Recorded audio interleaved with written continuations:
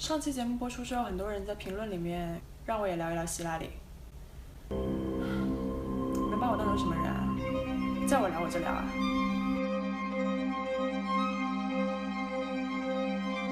一个女人叱咤政坛数十年，终于一步一步走向了权力的巅峰。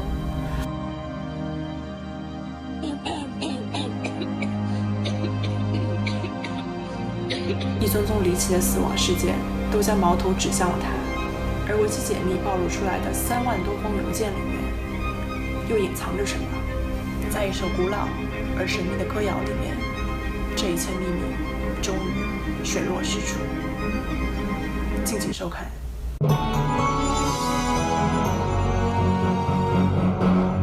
就在几个小时前，厄瓜尔多政府发布了一条官方声明。我们敬爱的人民英雄朱利安·阿桑奇先生，在今天正式被断网了。虽然厄瓜尔多政府说这一次他们的行为只是因为不想干涉他国内政，但是想想应该就会知道这件事的背后主使是谁了吧？我为什么也没说啊？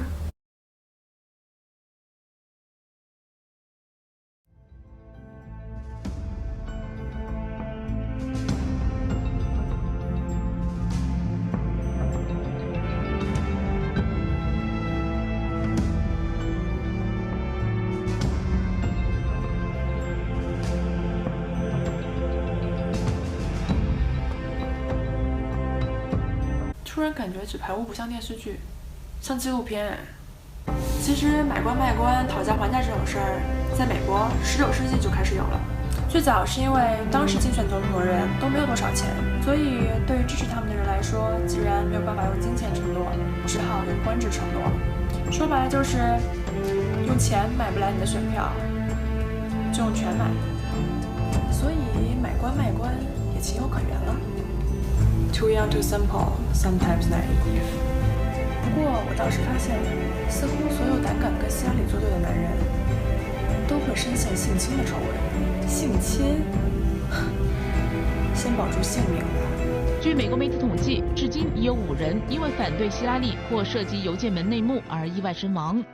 除此以外，克林顿家族圈子里或与其家族有关联的人中，至少有46人神秘死亡。我们随便来看2个。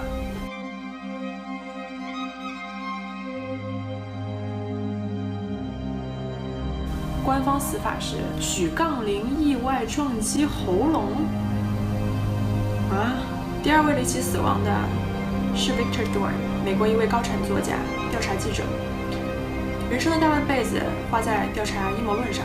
当然，这其中少不了克林顿和希拉里这一对风云夫妇。2016年8月1日，他被发现死于脑部枪击，官方说法是自杀。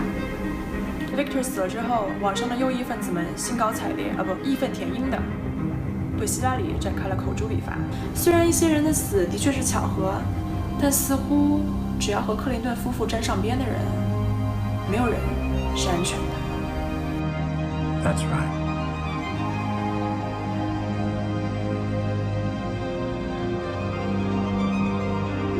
We make the terror. 在这一个个死亡事件不断发生的同时，希拉里的咳嗽也越来越严重。希拉里团队的解释是，由于他过度劳累，他得了一种病，这是一个以 P 开头的单词，但是读音却是 pneumonia。为什么这个 P 无声无息？希拉里的健康问题就此成了一个谜。就在摄制组一筹莫展的时刻，我们在一个意想不到的地方得到了突破性的进展。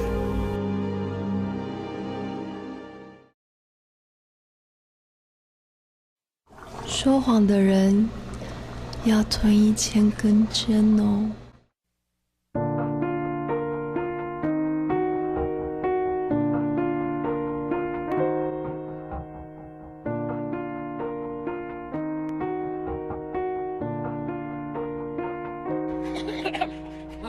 是有过几个不错对象，说起来并不寂寞孤单。好，今天的走进伪科学就到这里，我是主持人邹总，一个严肃的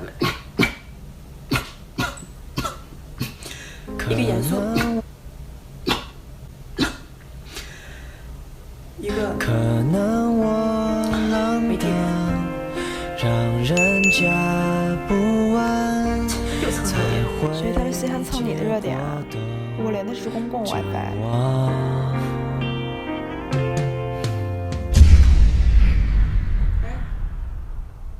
谁把我的网断了？